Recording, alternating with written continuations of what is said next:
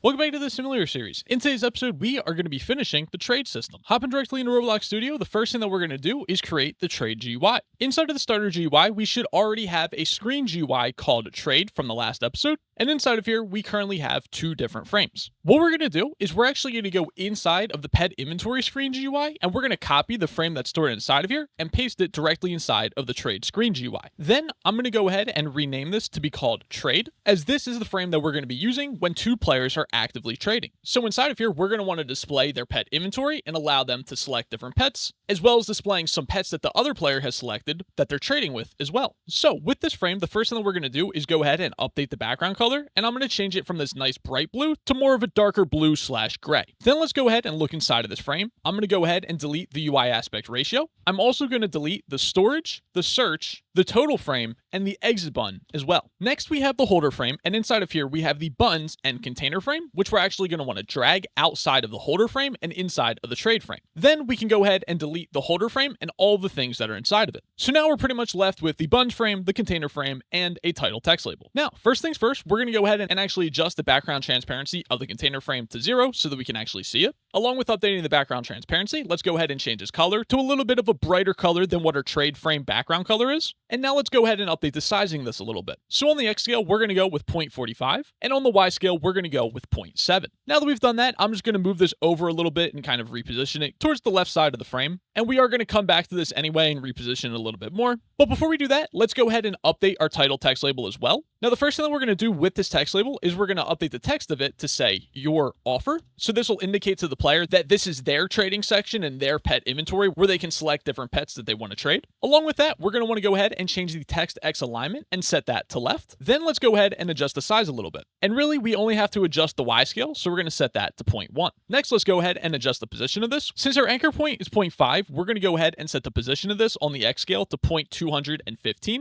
And on the Y scale, we want to move this up just a tiny bit, so we're going to set that to 0.03. Cool. Now that we've done that, let's go ahead and rename this text label to self-offer, and then let's go ahead and duplicate it. Then we'll rename this to be called target offer, and we'll move this towards the right-hand side of the screen. Along with that, let's go ahead and update the text of this. And for this text, we actually want to just set a player's name. So I'm going to go ahead and set my own name, MonzterDEV. And then for the text X alignment, let's go ahead and set that to right. Now, for a little bit more precise positioning of this, on the anchor point, we're going to set this to 0.975. And on the positions X scale, we're going to set that to 0.975 as well. And then we're going to update the Y scale as well, because we want to keep it the same of our other text labels. So we're going to set that to 0.03. And with that being said, we're all good with both of those text labels. Now, let's go ahead and play around with the buttons a little bit.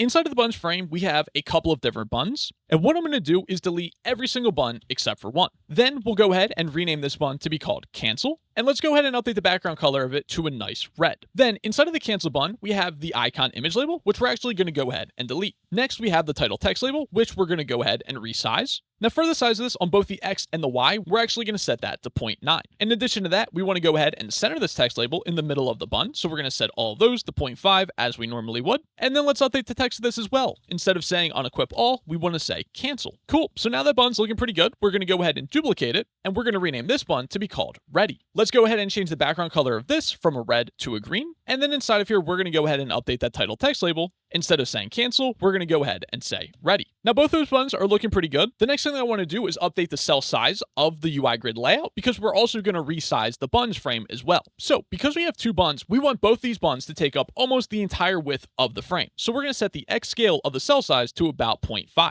And now that we've done that, we also want to update the fill direction from horizontal to vertical. And now that we've done that, let's go ahead and actually resize the buttons frame. And we want our buttons to be positioned towards the bottom right of our frame. Now, for the more precise sizing of this, we're actually going to set the X scale to about 0.45. Now that we've done that, we also want to reposition this as well. So for both the anchor points, we're going to set them to 0. On the X scale, we're going to go with 0.535. And for the Y scale, we can leave that as is. Cool. So I think that those buttons are looking pretty good, and we can go ahead and collapse that frame. Now, going back to our container, we're actually going to go ahead and rename this from container to be called self-container. The reason that we're calling this self-container is because we're following the naming scheme that I started with the self-offer text label. And we're doing this to be able to easily identify which text labels and frames belong to the individual client, and then what frame and text label do not belong to the client and rather belong to the other person person that they're actually trading with, which we're referring to as the target. So now that we've renamed this container, let's go ahead and make some adjustments to it. Something else that we need to modify of the scrolling frame is we actually have to adjust the automatic canvas size, and we want to adjust the canvas size as well. So for the automatic canvas size, we actually want to set that to Y, and for the canvas size, instead of the Y scale being 2, we're going to knock that down to 1. And now that we've adjusted that, we're going to have to go inside of here and make some changes to the UI grid layout as well as the template. But before we do that, let's make sure that we do position this nicely. So for the position on the X scale, we're going to set that to 0.02. And on the Y scale, we're going to set that to 0.15. Cool. So now that we've done that, let's actually go inside of this container, and we're going to go ahead and make this template visible. Now that we can actually see the template, we can clearly see that it is very squished down. So what do we want to do? Well, we want to update some of our sizing properties of the UI grid layout. And just to make this a little bit easier to work with, let's go ahead and duplicate a couple of these so that we can actually see how they look when there's more of them laid out than just one. So for the cell size, I think the X scale at 0.225 is fine, but on the Y scale, we want to make this a little bit larger, and we're actually going to set that to 0.25. And now that we've done that, we can see that our templates look much better. So what I'm going to do is go ahead and delete all of the other templates that we duplicated except for one. So now that the self container is looking all good, the next thing that we want to do is actually duplicate this container, move it over to the right, and basically rebrand it as the targets container. So we're going to go ahead and duplicate it, then we'll go ahead and drag it over a little bit. And now if you want to know the specific positioning of it, for the X scale, we set that to 0.533,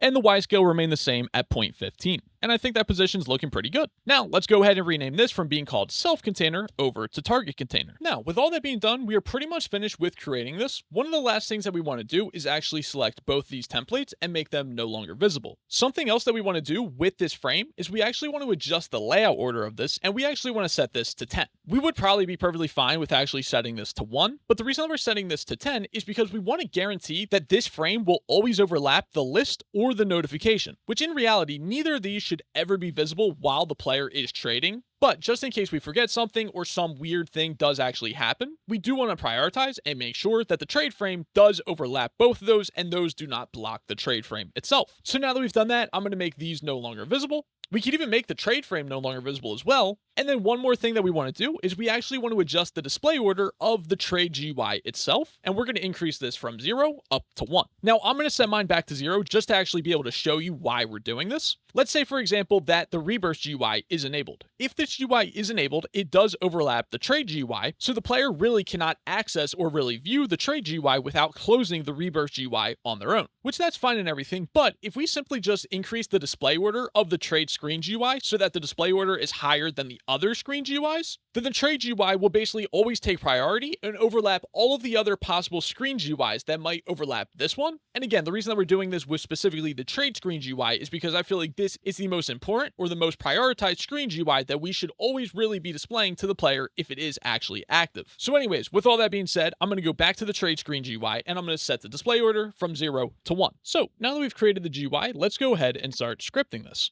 Now, before we begin scripting this on either the client or the server side, we're going to actually go ahead and create the networking. So let's go ahead and create a couple of remote events. Inside of the replicated storage, we have our remote folder, and inside of here, we have the trade folder. Now, we already have a couple of remote events, but we're going to want to add some more. So the first one that we're going to create is going to be called cancel. After that, we're going to have a remote event called complete. Then we'll have one called ready. Then we'll have the receive request, the responder request, and before send request, we actually want to create the select pet remote event. After that, we'll have send request, then start. After that, though, we want to create the target add pet remote event. We'll then create one called target ready, then target remove pet, then target unready, then toggle requests, and finally, we'll have one called unready. So in total, you should have 14 remote events. So to start things off, let's go ahead and start off by scripting this on the client side. More specifically, we're going to start off by scripting the GUI. So we're going to go inside of the starter player, inside of the starter player scripts, inside of the GUI folder, inside of the trade folder, and inside of here, we have the list local script. Let's go ahead and actually duplicate this local script, and we'll rename this one to be called trade. Then let's go ahead and open it. Inside of here, we're still going to want to get the players and replicated storage service, along with the player GUI, the remotes, and the state manager variables as well. Although in addition to the state manager, we're also going to want to get the pets config. So inside of the replicated storage, we have the configs folder and the pets module script. Let's go ahead and rename that variable as well. And in addition to the pets config, we also want to get the pet utils module that's stored inside our client folder. So inside of the replicated storage, inside of the client folder, we have the pet utils module script, and we'll go ahead and update the variable name of that as well. Then below that, we have the bun GUI and the open bun. We can actually delete those variables. Now, we still do want the GUI variable, but pretty much everything below this, we can actually delete. And let's go ahead and actually do that. So we'll delete all of those. Now let's go ahead and create a variable for the frame. So we're going to say GUI.trade because we're going to be using the trade frame. Then we want to create a couple of variables for different things that we have stored inside of the frame. So first we'll create a variable for the self container, which is going to be equal to frame.self-container.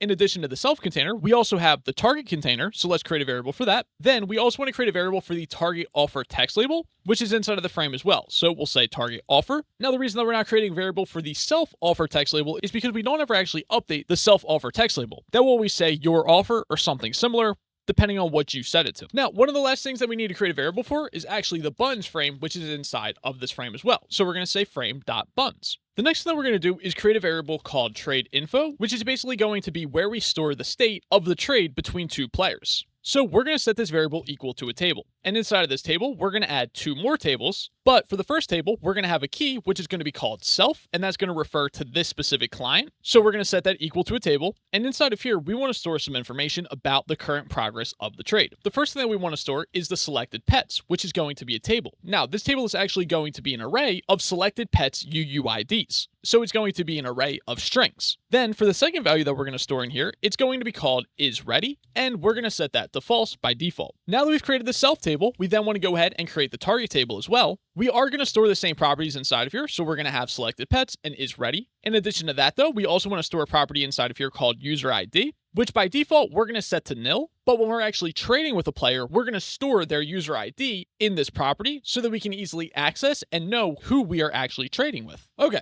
so now that we've created all those variables, the first thing that we're going to do is go ahead and create a function, which is going to be called start trade. It's going to accept a user ID, which is going to be a number, and that's actually going to be the target's user ID that this player is now trading with. So we're going to create a variable called target, and now we want to actually get the player object from the user ID. So we're going to use the player service, and then from the player service, we have the get player by user ID method, and we'll just go ahead and pass through the user ID. Now, if we don't actually get that player, then we're going to stop the function right there. Maybe the player left the game or something weird happened there. But now, if we are able to actually get the target player, what we want to do is we want to update the text of the target offer text label because we want to set that to the target's name or the display name, depending on what you want to use. Now, in addition to updating the text of the target offer text label, we also need to do a couple of other things. One of those things that we need to do is we need to make sure that the list frame is no longer visible. So we're going to say GUI.list so that we can access that list frame, and then we're going to set the visibility of that equal to false. Along with making that frame no longer visible, we also need to make the trade frame that we just created today actually visible. So we're going to say frame.visible equals true. Another thing that we want to do is we actually want to update the trade info as well, and we want to store the target's user ID inside of there. So we're going to say trade info.target.user ID equals, and then we'll set that equal to the user ID. Now, there's a few other things that we want to do inside of here as well, but we're going to have to come back to that. Since we have mostly created this function though, let's go ahead and actually connect it to the networking.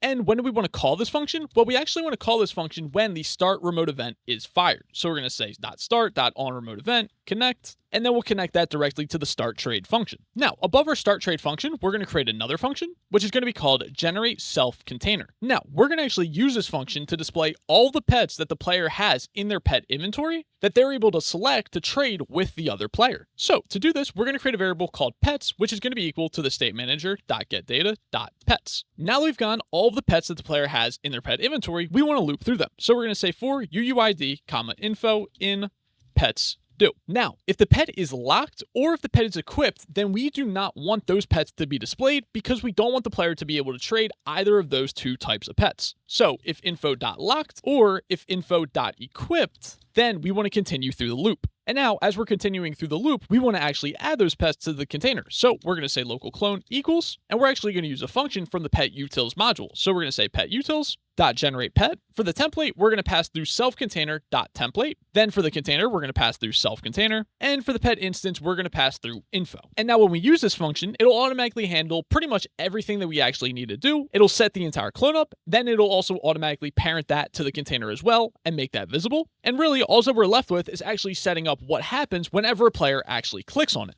So we're going to say clone.mousebond1click, connect. And whenever a player clicks on one of these pets, we want to tell the server to select that pet. So we're going to say remotes.select pet, fire server, and then we're going to pass through the UUID of the pet that we want to select. And now that we're pretty much finished with creating this function, let's actually use it. And when are we going to use it? Well, we actually want to use it before we make the frame visible. So we're going to call that inside of the start trade function. Now, another thing that we need to consider is because we're calling this function every single time that the player starts a trade, we also want to clean the container out as well and delete all of the old clones before we add the new ones. So we're going to go ahead and create another function, which is going to be called clean container. And this is actually going to accept a frame, more specifically a scrolling frame, as a parameter. And now what we want to do is we want to loop through all the children inside of this frame. So we're going to say for underscore child in frame get children do. Now, if the child is a text bun and the child's name does not equal template, then what we want to do is we want to go ahead and destroy it. The reason that we're destroying it is because if it meets both of these requirements, then that means that it is a generated template or one of our old pets that we want to get rid of before we add the new ones. So now that we've created this function, let's go ahead and actually use it. And when are we going to use it? Well, we're going to use it right before we actually start generating the self container. So we're just going to call the clean container function inside of here, and then we'll go ahead and pass through the self container just like that. Now, going back down to the start trade function, along with cleaning our self container, we also want to clean the target container as well, because we're pretty much going to be doing the same thing. So we'll go ahead and clean the target container before we even generate our self container. So going back to the generate self container function inside of here, when we set up our clone and we listen for them to be clicked, we're communicating to the server what pets we want to select. Now, on the server side, we're going to go through a little bit of different logic to make sure that the player can select this specific pet. And if this pet is already selected, then we're actually going to deselect the pet. And because that's how we're handling selecting and deselecting pets, the server is then going to communicate back to this client and tell them when a pet has been selected or when their pet has been deselected. So when we select a pet on the client side right here, we're not actually performing any visual updates. We're simply just communicating to the server. Now, when are we actually going to make the visual updates? Well, we're going to do that once the server communicates back to our client telling us that we've selected or deselected a specific pet. So let's go ahead and create a function called select pet. This is going to accept a UUID, which is going to be a string, and also is selected, which is going to be a boolean. So now we're going to go ahead and create a variable called clone, which is going to be equal to the self container, and then we want to use find first child to look for the UUID, which will actually give us our pet text bun. Now, if we do find the clone, then based on if it was selected or not, we want to modify the layout order of this. So of the clone, we want to set the layout order based on if it is selected, and if it is selected, then we're going to set that to -100 because we want those pets to be displayed before our non-selected pets. Otherwise, we'll set the layout order to 1. In addition to that, we also want to make the equipped image text label visible if the pet has been selected. Now, if the pet is not selected, then we want the equipped image label to not be visible. And that's actually all that we're going to do in this function, at least for right now. Now, when are we going to use this function? Well, let's hook that up to the networking. So we're going to listen for the select pet remote event to be fired, and we're going to connect that directly to our select pet function that we just created. Now, the next function that we're going to create is handling the logic for when the target that the player is currently trading with selects a pet to be added to the trade. So we're going to create a local function, which is going to be called target add pet. And this is actually going to accept a pet instance, which is of the pet config.pet instance type. Now, again, we're going to use the pet utils module. And of this module, we're going to use the generate pet function. And again, since this is the target that we're working with, for the template, we're going to go inside of the target container and we're going to use that template. For the container, we're going to use the target container. And for the pet instance, we're going to go ahead and pass through the pet instance. So now we've generated and visually displayed the pet that the target has selected. In addition to that, though, we want to store this information inside of our trade info table. So we're going to say trade info.target.selected pets. And now the selected pets table of the target is going to be slightly different than the selected pets table of ourself. Instead of just storing the UUIDs of their selected pets inside of this table, this is actually going to be a dictionary. So for the key, we're going to use the UUID of the pet instance, and the value is going to be the pet instance itself. The reason that we're making the selected pets table different for the target rather than our player is because with ourself, we're able to use the UUIDs and access all of our pet instances directly from the state manager. But when it comes to the target, we don't have the target's data stored anywhere. So if we just store the UUID, then we're not able to get the pet instance information. So that's why I like to store the pet instance information inside of here as well, just in case we ever want to use it again in the future. Anyways, now we're pretty much done with creating that function. And where are we going to use it? Well, let's go ahead and hook that up to the networking as well. So the remote that we're going to hook up to is target add pet, and we're going to connect that to the target add pet function. And now that we've set up when the target adds a pet, we're also going to set up the target removing a pet as well. So we're going to say local function, target remove pet, and this time we're just going to accept a UUID as a string because we don't need the full pet instance to actually remove it. We only need the ID to identify, find it, and then delete it just like that. So like I was kind of explaining, now that we have the ID, let's go ahead and find that generated pet inside of their container. So we're going to say local clone equals target container, find first child, and we're going to look for that UUID. And if we do find that clone, then we're going to go ahead and destroy it. Along with destroying it, let's also remove that pet from the target selected pets table. So we're going to say trade info.target.selected pets, index that with the specific UUID, and then we're going to set that to nil. And now we're pretty much done with creating this function. Where are we going to use it? Well, let's go ahead and hook that up to the networking as well. So we're going to listen to the target remove pet remote event, and whenever that is fired off, we're going to use the target remove pet function. Cool. So now that we're handling all the changes for the target, the next thing that we're going to do is create the ready function. Now, this ready function is going to have two parameters. The first parameter is going to be isSelf, which is a boolean, and isReady, which is also a boolean as well. Now, what do we mean by isSelf? Well, we're going to use this one function for both our client and the target that we're trading with. So if we ready up, then we need to do a few things specific to our own stuff. And if the target readies up, then we need to do a few things specific to them. Now, the first thing that we're going to do inside of here is create a variable called container. Now, if isSelf is true, then we know that we want to update this client's container. So we're going to say self container. Otherwise, we would update the target container. Now, for the container, whenever a player readies up, we want to update the background color of the container to a nice green. So we're going to say container.background color 3 equals, and if isReady is true, then we're going to set the color to a green. Whereas if the player is not ready, then we're going to set it back to its original color, which is this kind of darker gray/blue right there. So now we're updating the background color of the container when the player readies up or not. In addition to that, we also want to update the trade info as well. First, we're going to create a variable called index, which if isSelf is true, then the index would be self. Otherwise, it would be target. And the reason that we're doing this is because now we can say trade info and then just index that with the index variable and then set the isReady property of that equal to the isProperty argument passed to this function. And now we're pretty much done with creating this function. Where are we going to use it? Well, we're actually going to use it a couple of different times. Now, I'm going to add a blank space in between some of these remote events so that we can kind of separate the target from our self remote events. So basically, we're going to say remotes.ready.onClientEvent :connect, and now we'll actually create an anonymous function inside of here. And when this remote event is used,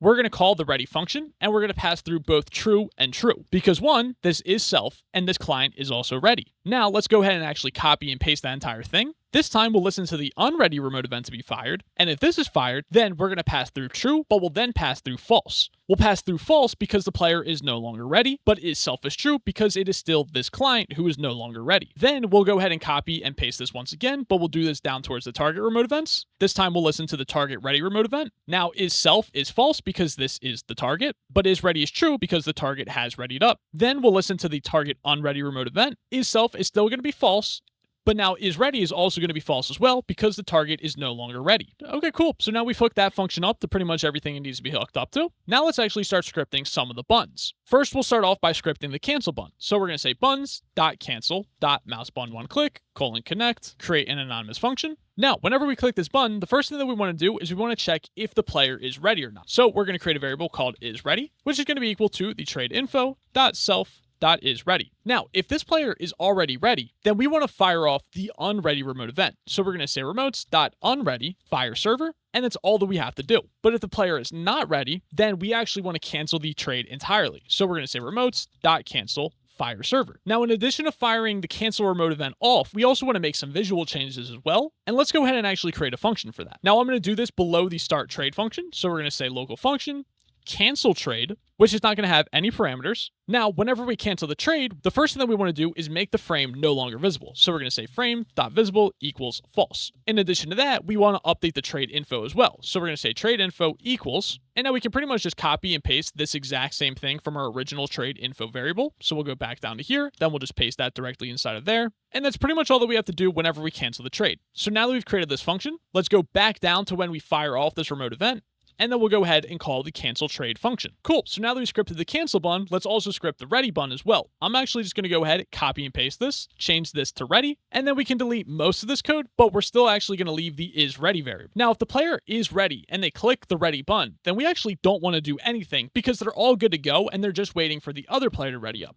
So if the player is already ready, then we're going to return n to stop the function right there because we don't need to do anything if the player is already ready. But now there's another thing that we want to do, and we actually want to kind of to add a confirmation button to this. And what I mean by that is when the two players begin trading, the ready button is going to display the word ready. Now, I want them to click the button 2 times before they actually ready up. So they're going to click the ready button, and when they click the ready button, we actually want to update the text of this button to say confirm. Then once they click the button again, we're going to change the text from confirm back to ready, and then we'll actually fire off the ready remote event to tell the server that this player has locked in, they've confirmed that they're completely ready, and they're ready to go. Now, in order to do all of that, what we need to do is go back towards the top of our script, and below our trade info variable, we're going to create a new variable called has confirmed, which is going to be equal to false by default. So now that we've created the has confirmed variable, let's go back down to when the player clicks on the ready button. And now, if has confirmed is true, then what we want to do is, again, like I said, we want to fire off that ready remote event. But if has confirmed is not true, then we want to set has confirmed to true because now the player did just click it again. And then we also want to update the title text label that's stored inside of the ready button to display confirm instead of ready. So we're going to say buttons.ready.title.text equals, and then we'll update that with confirm. So now that we're implementing the has confirmed, we also have to add this to a couple of other places as well. For instance, we want to go back to the ready function, and inside of here, if isSelf is true and not isReady, so if isReady is false, then we want to actually set has confirmed to false because we're basically restarting the confirmation prompt for the player. Along with that, we want to go back to the cancel trade function, and inside of here, we want to set has confirmed to false as well, again, to sort of reset the confirmation. And now, one more spot that we want to add this to just to be safe is when we first start the trade up. So when the player first starts trading, we want to set has confirmed to false. Along with that, we want to also update the text of the title text label inside of the ready button to display the word ready. So we're going to say buttons.ready.title.text equals, and now we'll update that to say ready. And now that we're updating the title text label inside of here again, we want to do this one more time. And where do we want to do that? Well, we want to go back down to the ready function, and we're going to make a slight change to this if statement right here. So first of all, we're going to paste this directly inside of here, but we're going to remove the not is ready from here. So we're just going to say if is self, then we'll update that text label. But if not is ready, then we'll also update has confirmed as well, just like that. Cool. So now there's just a few other things that we need to do.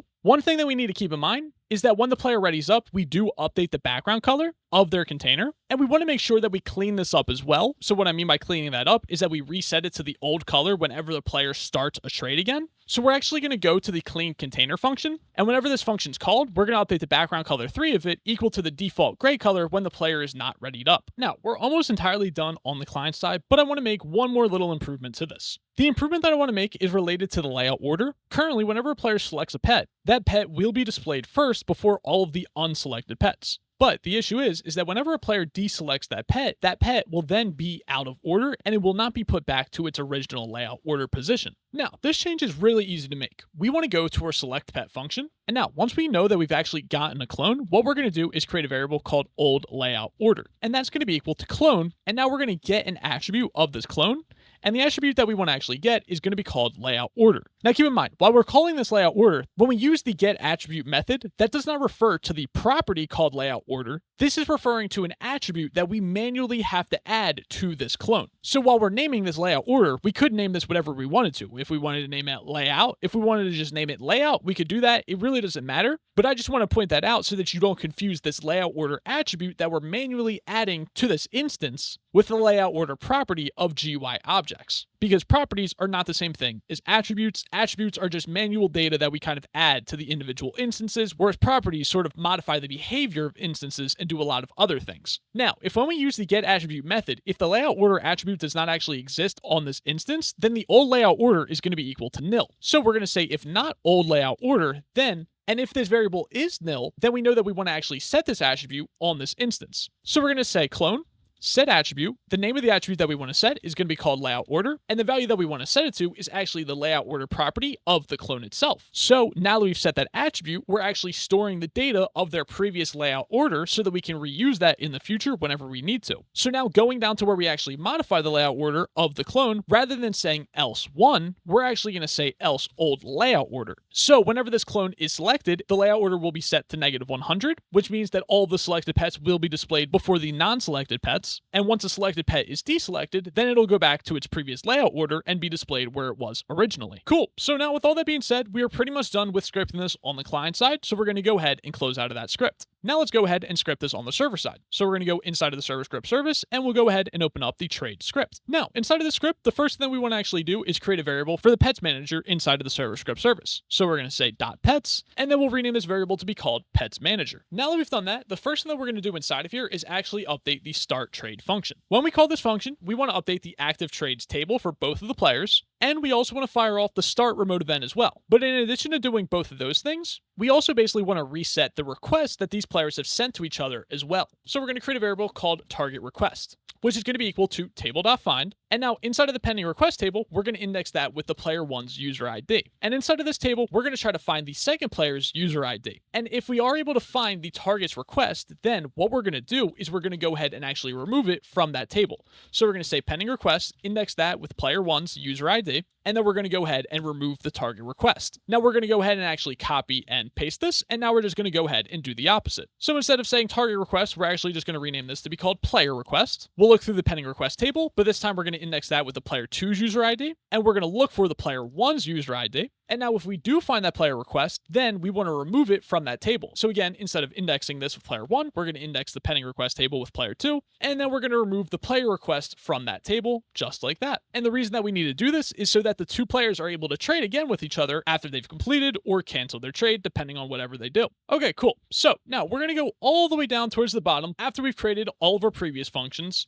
And I'm going to add a little comment here, but I'm not going to say anything. This comment is just going to kind of indicate where we're separating the trade list functions, mostly from the trade functions itself. It's kind of to help with organization. It doesn't do too much, so don't feel obligated to add that blank comment there if you don't want to. I just like to do it to kind of help us organize this a little bit better. Anyways, when we're scripting this on the server side, we're going to kind of go backwards a little bit. So we're going to create a function, and this function is going to be called cancel trade. And all that's going to do is accept a player. Now, whenever this function is called, the first thing that we want to do is actually find the trade that the player is currently in. In order to do that, we have to look inside of the active trades table and index that with the player's user ID. Now, if we're unable to find their trade information, then we want to stop the function right here because it doesn't seem like they're actually even trading. The next thing that we want to do is create a variable for the target player that they're currently trading with. So we're going to create a variable called target player, which is going to be equal to players, get player by user ID, and then we want to pass through the trade.targetID. And if we're unable to get that player, then we're going to stop the function right there. Now that we have both the players that are currently involved in this trade, what we want to do is fire off the cancel remote event to both of them to tell them that the trade has been canceled. So we're going to say remotes.cancel fire client. We're going to do that for the player,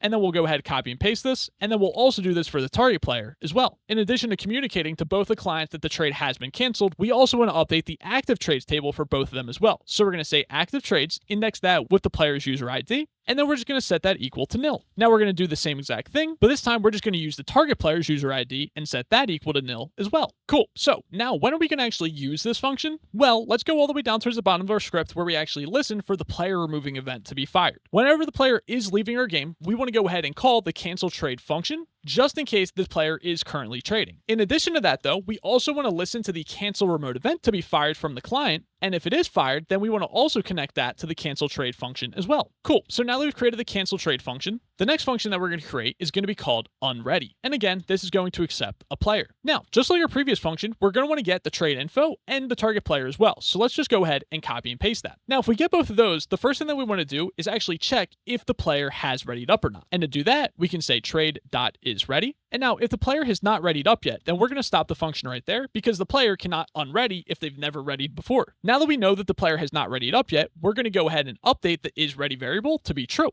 And now that we know that the player has readied up before, we're then going to go ahead and set that to false because they have unreadied. And now we need to communicate this to both clients. So we're going to say remotes.unready. Then we'll call fire client and we'll pass through the player who actually triggered this function to be called. In addition to that, we'll also go ahead and use the target unready function and call fire client on that and communicate that to the target player. And that's actually all that we have to do inside of this function. Now that we've created this function, where are we going to use it? Well, we're going to listen to a remote event again. So we're actually going to listen to the unready remote event and we'll go ahead and connect that to the unready function. Cool. So now that we've created that function, let's go ahead and create another function, which is going to be called ready up. This function, again, is just going to accept a single player. And again, just like we've been doing this entire time, we want to go ahead and get the trade info as well as the target player who's involved in the trade as well. Now, when the player tries to ready up, the first thing that we want to do is check if the player has already readied up. So we're going to say trade.isReady. And now if the player has already readied up, then what we're going to do is actually call the Unready function. And we're going to say return after that so that we stop the function right there. But now, if the player has not readied up yet, then let's go ahead and actually ready them up. So we're going to say trade.isReady, and we'll set that equal to true. After that, we want to communicate this to both the clients. So we're going to say remotes.ready fire client, and we're going to fire that to the player. We're also going to use the target ready remote event, and we're going to fire that to the target player. And now that we've done that, the next thing that we want to do is we want to check if the other player has readied up or not. So we're going to create a variable called target trade, which is going to be equal to active trades, and index that with the target player's user ID.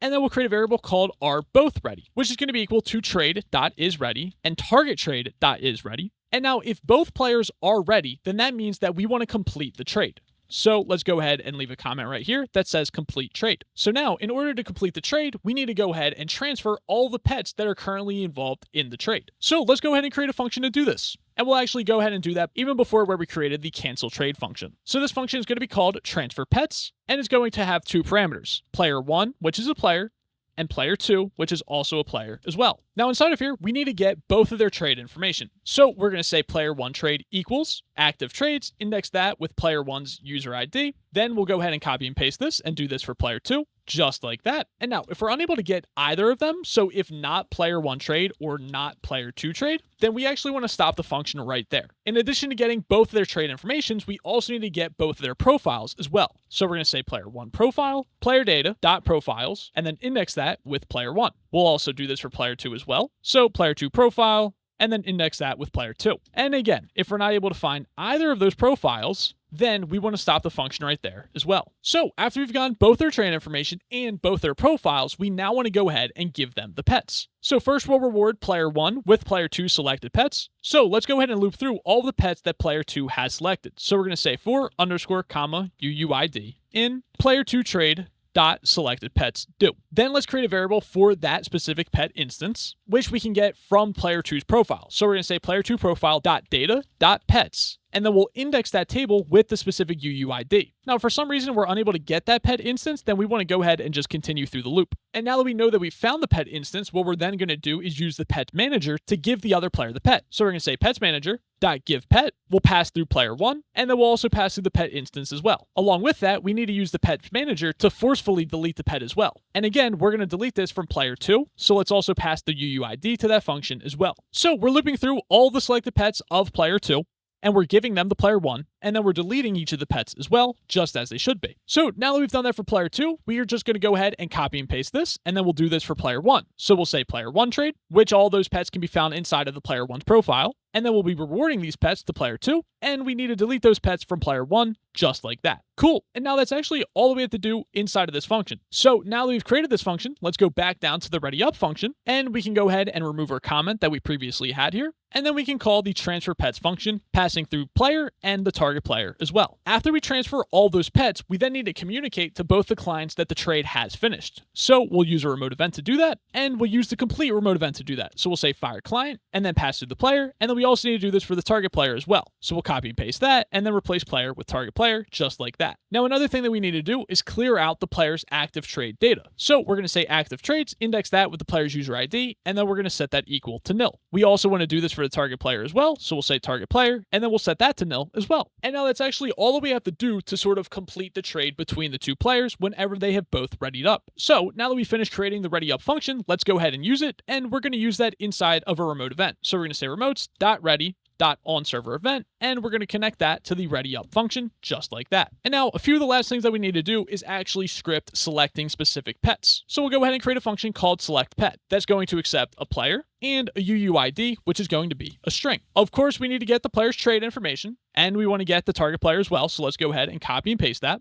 The first thing that we actually want to check is if the pet is already selected, and we can do that by using table.find on the trade.selectedPets table, and we just have to look for the UUID of that pet. Now, if the pet is already selected, then we actually want to go ahead and deselect the pet. And we'll also say return as well, because we want to stop the function right there. Of course, we'll create the deselect function after we finish creating this function, so we'll come back to that in a minute. After we confirm that this pet has not already been selected, what we want to do is create a variable for the player's profile. So we're going to say local profile equals .profiles and index that with the player. If for some reason we're not able to get the profile, then we're going to stop the function right there. Next, we'll create a variable for the player's pets. And we can get that by going inside of the player's profile. Inside of the data table, we have the pets table. Then we'll go ahead and get the pet instance. And we can do that by indexing the pets table with the specific UUID. Now, if we're unable to find the pet instance, then we want to stop the function right there. But now if we do get the pet instance, we need to check for two things: if the pet is equipped or if the pet is locked. Because if either of those two things are true, then we don't want that pet to be able to be traded, so we want to stop the function right here. So we're going to say if pet instance.locked or pet instance.equipped, then return n to stop the function right there. But now, if we've made it this far, then we know that we actually want to select this pet for the player. So we're going to use the table insert method on the trade.selectedPets table, and we're going to insert that UUID into there. Then we need to communicate to both the clients that we have selected this pet. So we're going to say remotes.selectPet, fire client, we'll pass through the player, we'll pass through the UUID, and we'll pass through true because this pet has now been selected. In addition to firing off the selected pet remote event, we also need to fire off the target add pet remote event. This we want to fire off to the target player. And instead of passing through either of these two arguments, we're actually just going to go ahead and pass through the pet instance itself. And now, one more thing that we need to do inside of this function is we actually want to call the Unready function for both players. So for the player and for the target player as well. The reason that we're doing this is because I like to be on the safe side when either player select or deselect a pet, basically making any changes to the trade itself. I want to force both players to become unready so that they can clearly see that a change has been made and they need to confirm and ready up once again. So that's why we're calling this even when a player selects a pet, and we'll also call this when a player deselects a pet as well. Now, we still have to create the deselect function, but let's go ahead and hook this function up to the networking or wherever it's going to be called from. So going down to the remotes, we're going to say remotes.selectPet.onServerEvent::connect, and we're going to connect that to the select pet function. Cool. So now let's go ahead and create another function right above this, which is going to be called Deselect Pet. It's going to have the same exact parameters, so we're going to accept the player and a UUID, which is going to be a string. Inside of this function, we still need the trade information and the target player, so let's go ahead and add those variables. And now in order to deselect the pet, we need to remove that pet from the selected pets table. So we're going to say local index equals, then we'll use the table.find method on the trade.selectedPets table, and we're going to look for that UUID. And now if we do get the index of that, that means that we actually did find the pet. Then we're going to use table.remove, again, on the trade.selectedPets table, and we're going to remove the index from that table. Now that we've removed it, effectively deselecting the pet, we need to communicate that back to the clients. So we're going to say remotes.selectPet, fire client, we'll pass through the player, we'll pass through the UUID, and we're going to pass through false because that pet is no longer selected. And now we need to communicate this to the target as well. So we're going to say remotes.target remove pet, fire that to the target player, and pass through the UUID of the pet that has been deselected. In addition to that, like I said, whenever we select a pet or deselect a pet, we want to unready both the players. So let's go ahead and call unready on the first player, and then we're going to call unready on the target player as well. Cool. And that's all that we have to do with this function. When are we going to use it? Well, we are going to use it right here where we left the deselect pet comment. So we're going to say deselect pet, we'll pass through the player, and we'll pass through the UUID as well. Okay. And with all that being said, we are pretty much done with this. Let's go ahead and test and check this out. Now, in order to easily test this, I'm actually going to go inside of the replicated storage, inside the player data folder, open up the template, and just by default, I'm going to give myself a ton of clicks so that we can easily go into the game, hatch a couple of eggs, get some pets, and then start the trading process. So in order to test this system out, we want to be able to test this out with two different clients. So we want to go to the test tab, and right here inside of clients and servers, we want to make sure that this is set to at least 2 players.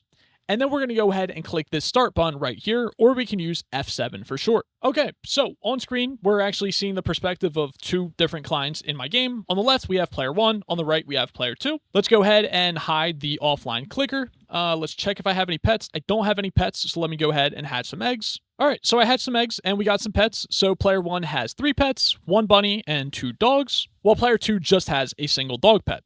So let's open up the trade list. We'll go ahead and send player 1 a trade request. Let's go ahead and accept that. And now when we accept that, we can actually see our inventories are generated perfectly. So we can see all of our pets right here, and we can see player 2's pets right there as well. Let's go ahead and select, say, this dog pet. When we select it, we can actually see that it is moved over. Now, it is a little hard to see the equipped text label, but it is there and it is actually visible. Additionally, we can see that the selected one is now displayed before the other non-selected ones. And then if we look in player 2's perspective, we can see my offer of this one selected dog pet right there. Let's actually just go ahead and select all 3 of the pets. And now the other player is able to see all those pets that we have selected. I can select my dog pet over here and player 1 can see that. I can deselect the dog pet, and now that's removed from player 1's view. We can then ready up, and when we click the ready button, we can see it says confirm. We have to hit confirm again, and now it is actually readied up.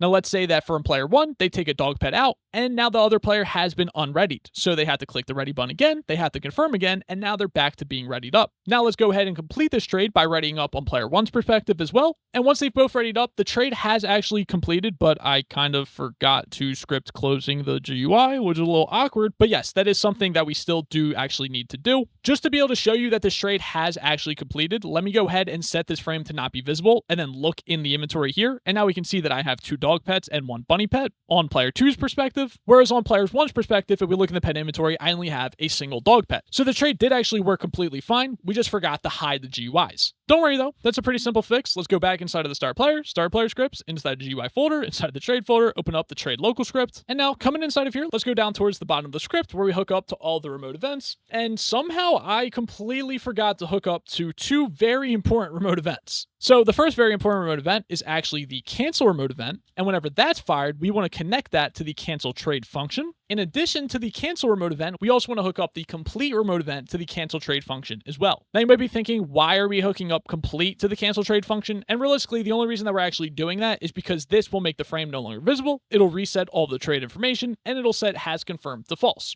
So when a trade is completed, we basically need to execute the same thing, such as cleaning everything up and then making the trade frame no longer visible to the player. So that's why we're using the cancel trade function, both when the trade is canceled and when it has completed and is finished. So now, hopping back into the game, let's go ahead and look at the pets. Again, looking in the pet inventory, it's all looking good to go. Let's go ahead and do another trade real quick and see how this goes. So I'll just go ahead and trade off my last dog pet. We'll ready up on both of these, ready. And we can actually see that the trade has gone through. So that's working good. Now let's go ahead and try to trade once again. So we'll send a trade request from player 2 to player 1, accept that. And we'll give all of our pets from player 2's account over to player 1, ready up.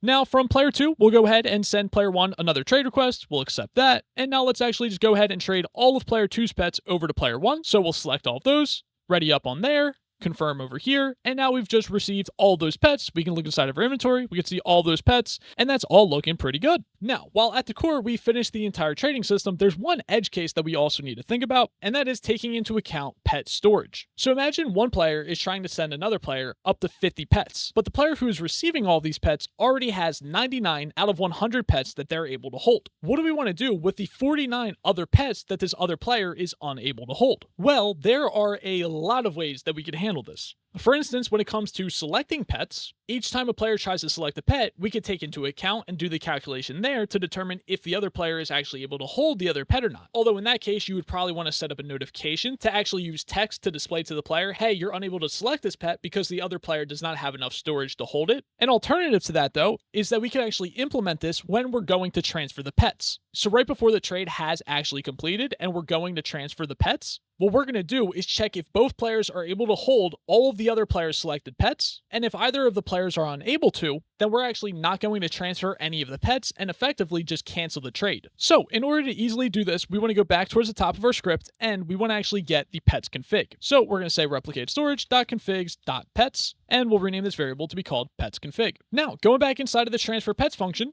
right after we get both their profiles and right before we actually start transferring the pets, we want to see how many slots the player currently has open for holding more pets. So we're going to create a variable called player1 open slots. That's going to be equal to the pets config dot get open slots. We'll pass through player 1 and we'll pass through player 1's profile dot data. So now that we've gotten player 1's open slots, we'll also get player 2's open slots. We'll pass through player 2, and we'll pass through the player 2's profile.data as well. Now, since the selected pets table is actually an array, this makes it really easy for us to do this calculation and see if either of the players have enough slots available. So we're going to create a variable called player1 has enough space, which is going to be equal to player1 open slots is greater than or equal to hashtag player2trade.selectedpets. So hashtag player2trade.selectedpets is going to give us a number of how many pets player 2 has actually selected. And we're going to compare the number to the amount of slots that the player 1 has available. So if the amount of slots that player 1 has open is greater than or equal to the amount of pets that the player 2 is trying to transfer to them, then player 1 does have enough space.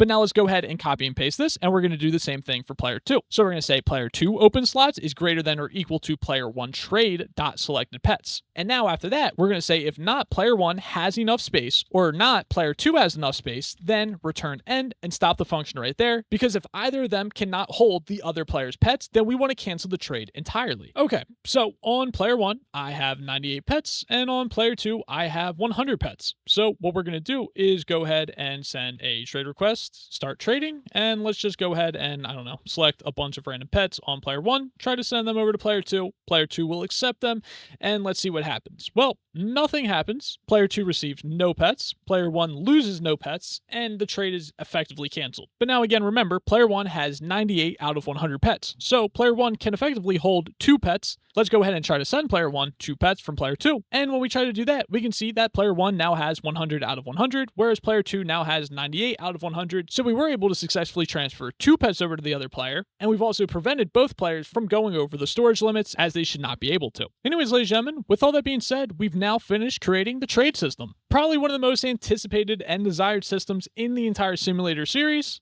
and it's almost a little sad to say, but this is almost like the finale of the simulator series. I mean, every single system that we make after this really can't even compare to, say, the trade or the pet system. It's especially a little crazy because this series has been going well over an entire year. I mean, it's actually been a year and a half, and we've accumulated over 65 episodes on this series at this point, and I honestly don't think we've ever missed a single week of uploads on this series at all. So for over a year straight, we've had a simulator series episode come out every single week. Personally, that's a pretty cool achievement, and I'm happy that we made it this far. In terms of what do I have planned for the simulator series going forward, that is still a mystery. I know that there are still some loose ends that we need to tie up, which I'm hoping to get around to eventually. I'm not sure if we'll still have weekly uploads of the simulator series after this one. I'd really like to start getting into our next series, which is going to be an Obby series, and that's going to be a lot smaller scale, but I think the series is going to be 10 times better than this series was. It's kind of an unfortunate thing that I realize every single time I create a series, similar to the eating simulator. Once I got halfway through that, I looked back on my first couple of videos and I realized that I made a lot of mistakes and just so many different things that I could have improved to make the series better and easier for you guys to understand. The same goes for this clicking simulator series that we've been working on for well over a year.